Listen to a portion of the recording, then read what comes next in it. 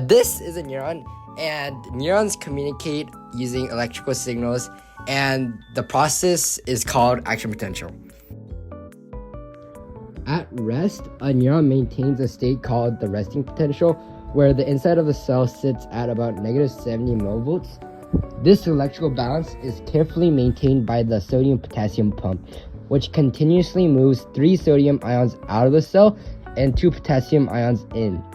This creates an electrical chemical gradient, keeping the inside of the neuron slightly more negative compared to the outside.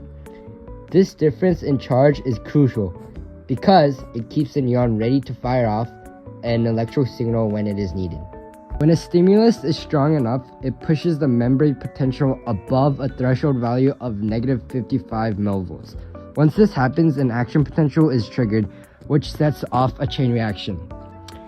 Voltage-gated sodium channels open, which allows sodium ions to flow into the neuron. As these positively charged ions rush in, it makes the membrane potential higher, which makes the inside of the cell less negative. This phase is called depolarization. Once the membrane potential reaches 0 millivolts, the voltage-gated sodium channels begin to close. Sodium ions continue to move into the cell until the channel is fully locked, causing a positive overshoot of the membrane potential to positive 35 millivolts. This triggers voltage-gated potassium channels to open, which causes an influx of potassium ions to exit the cell due to the electrochemical gradient. As the positive charges leave the cell, the membrane potential becomes more negative, repolarizing the membrane. This step is called repolarization. Once the membrane potential returns to negative 70 millivolts, potassium channels begin to close.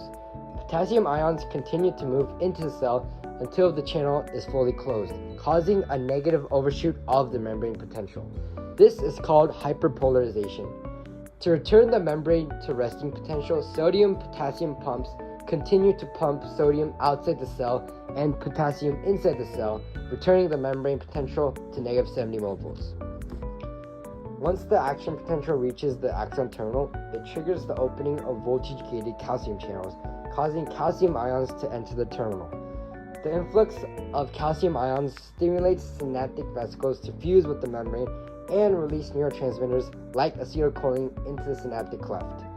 These neurotransmitters bind to receptors on the postsynaptic neuron, which causes ion channels to open and either excite, which is depolarizing, or inhibit, hyperpolarizing the postsynaptic neuron, depending on the type of neurotransmitter and receptor.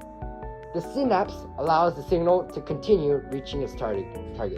Thank you for allowing me to take your time in order for me to explain to you about the nervous system.